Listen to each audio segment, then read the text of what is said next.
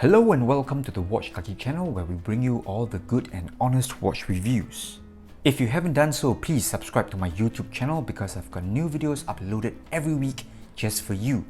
In today's video, we're going to take a look at this pair of G-Shock Gravitymasters. I'm just going to do a show and tell video as I talk to you, run through these two models that I have with me, and I'm going to share with you my thoughts and what I think about the Gravitymasters in general. So the Gravitymasters, I think they are from the professional series, not so much of the regular type of G-Shocks where it is like very entry-level, digital and affordable kind of timepieces. So I've got this one here, which is the GPW1000, and this watch, if I'm not wrong, it was launched way back in 2012. So at the time of its launch, the GPW1000 had a retail price of Singapore dollars 950, and many people were not very happy because they felt that a G-Shock should never cost close to 1,000 Singapore dollars. But in all honesty, I think this watch does have a lot of features that really commands that price tag. Alright, so first, definitely it has that GPS function. So all you need to do is sort of point this watch upwards when you're in the open, and you press a button here and there, and the GPS sort of sets the time according to the time zone you're in. That is one innovation itself. And in terms of build quality and materials, I think this one here definitely sits on top in the sense that it's got a carbon fiber insert on the strap here. Alright, so I'm not sure if you can see. Okay, you can see the weave here, the carbon fiber weave, and it's got a sapphire crystal. It's got a DLC coated bezel here, so these bits here, they're coated in DLC.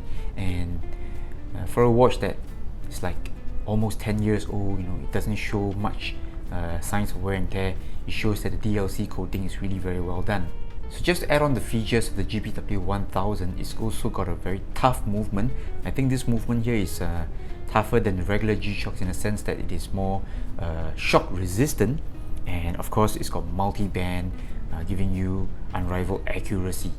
And the other watch in today's video is this GRB100. It is also from the Gravitymaster series, as you can see on the printing on the strap here.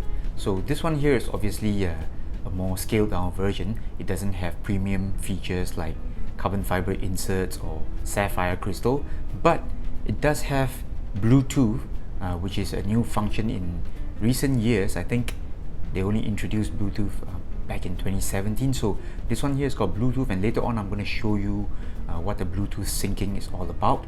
So by having the G-Shock Bluetooth connectivity, it is easy for you to sync up this watch to atomic time, because you don't have to rely on GPS or multi-band function. So it doesn't matter which time zone you're in or your country has multi-band atomic time or not. All you need to do is just sync it up to your iPhone using the Bluetooth, and then from there you can get a really accurate timing. So let me just run through some of the features you can find on each of these watches. I'm going to share with you what I like and what I dislike about them as well. So I've just zoomed in a little bit as I start to talk to you about the specs and features of these watches. We're going to start with the GPW1000, and the reference number for this one is actually GPW1000 1A. So this is the most classic G-Shock colors. It's got the some red and blue accents going on with white markers. This watch here is also affectionately nicknamed as the Beast. Alright, so no prizes for guessing why it is called the Beast. Alright, so the size itself is just crazy. Alright, this watch is massive.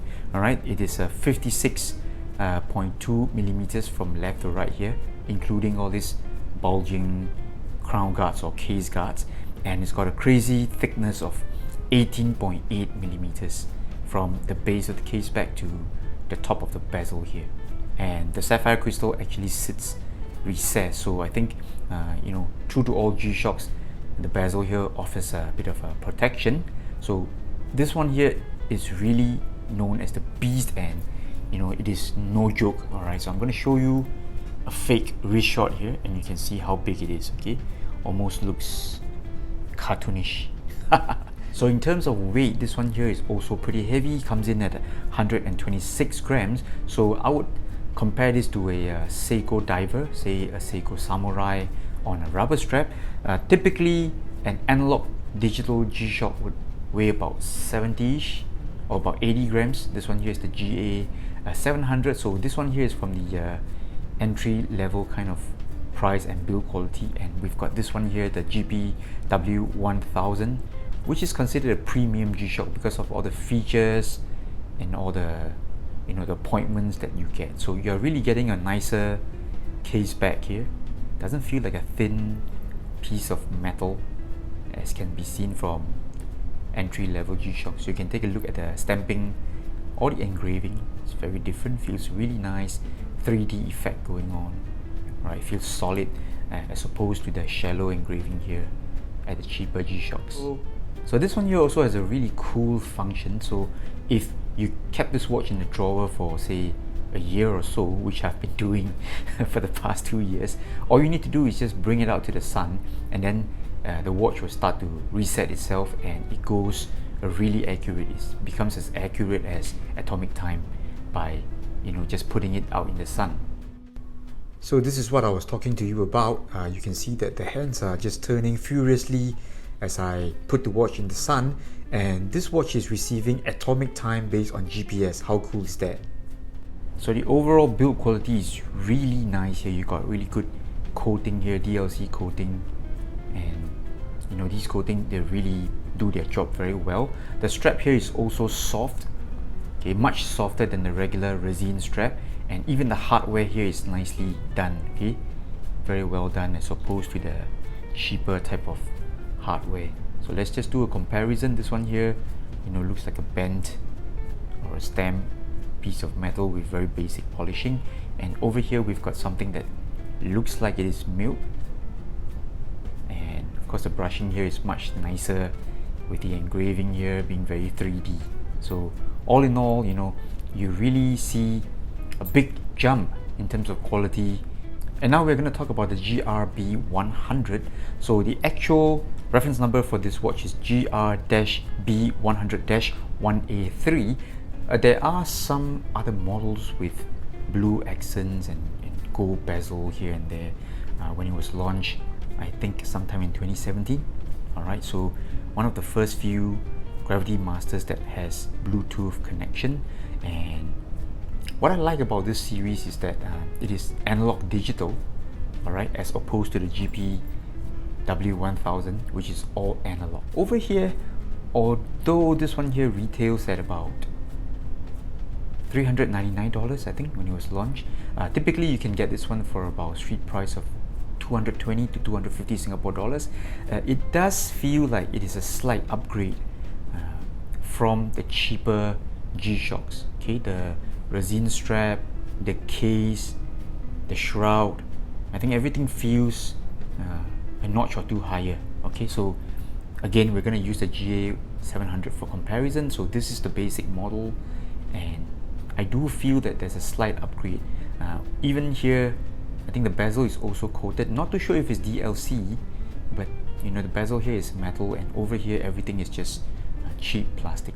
So now I'm going to quickly show you how the Bluetooth syncing app works. So you need to download the Casio Bluetooth app, and once you log on, I think you need to depress the connect button here on the left, and then you make sure you tap the app, and over here it shows that it is trying to sync, and it says here connection complete. So once you get that sync up nicely, you are actually logged on to atomic time.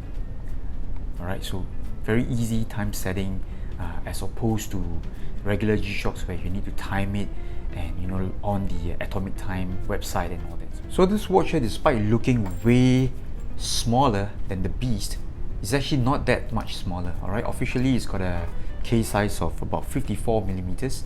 Again, it's measuring from all these protruding, bulging crown guards over here. 54 millimeters, so it's not a very small case size after all. And it's got a thickness of about 17.3 millimeters. Now the weight here is very manageable, 87 grams, so it feels more at home, more like a regular G-Shock, which is about 80 grams or so.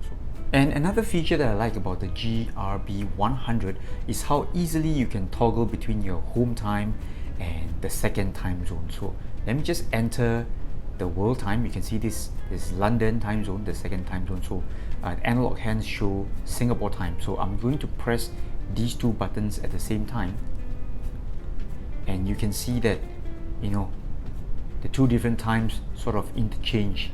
All right, it's swapped over, and this thing here just really, you know, moves non-stop, and I think that's pretty cool. So it sort of resets itself as it swaps over the two time zones. So I think it is very useful when you're traveling. So when I want to check the time zone at time at home, or if I want to go back when I'm pressing these two buttons, I think this is a really cool feature. So of course the GPW1000 here is a really sort of an upgraded premium type of G-Shock with all the materials bundled in. I think you cannot dispute that this is sort of a high-end G-Shock.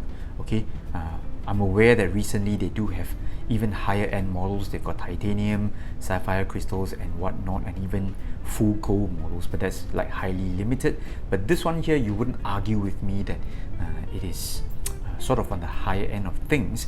What I like about this watch is obviously how solid it looks and how good it feels, but you know, there's plenty to dislike about this watch. All right, firstly, it is so difficult to reset the time, or I really don't know how to use all these functions. Okay, I never got to figure out what the functions, what the buttons are for.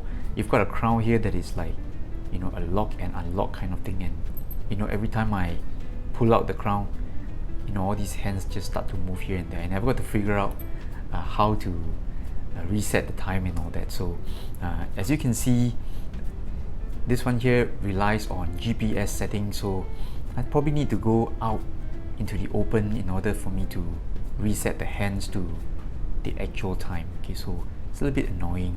Not a big fan of all this very difficult to use buttons and crowns and whatnot. As for the GRB100, I very much prefer the analog digital display, so you get the best of both worlds, and it's also very useful when you're traveling. I know we're not traveling these days, but I'm just trying to tell you that this is really useful because you get to see the second time zone in the LCD display, which is a higher resolution or more pixels kind of thing. So it's not the 8 segment kind of digital display. So right now you've got the home time, which is, you know, where I'm from, and you can see the second time zone, and I think that's, you know, one feature that I really welcome. But there's plenty to dislike about this watch as well. Okay, I realized in my brief ownership of this watch, right, so this watch here, you can't charge it beyond the mid-range here, the midpoint. So I'm just going to zoom in here to show you. So they've got a gauge here, so I can't seem to charge it beyond this green zone. So it doesn't go to full despite putting the watch in a whole day out in the open or in the sun by the window. It never gets charged beyond this point. So I find it a little bit annoying, and it discharges itself pretty easily. So all I need to do is, you know, put this into the drawer for about 3 days, and it resets to 0. Everything resets to 0, and you've got to reset your watch all over again using the Bluetooth app. And I just find it very weird because most solar watches that I have in my collection, they typically hold charge very well. You know, you can put it in the watch box for, I don't know, 3 months, and nothing will happen. But this one here in the cupboard, in the drawer for about 3 days, it resets itself to 0. So I think it's fair to say that Casio has aimed these models at actual pilots. All right, I do get the feeling that these watches, they are professional watches, as their name imply. So perhaps, you know, an actual pilot will have a better use for these watches. All right, so these are not your regular fashion type of G-Shock watch, or type of G-Shock where you want to wear it to the garage and work on your vehicles. I don't think so. And generally, these G-Shocks, they are not very well received, largely because most G-Shock fans would prefer all digital G-Shocks. That's more or less the true DNA of a G-Shock, and needless to say, all these analog digital or full analog watches, they're not going to be as popular as say the 5600.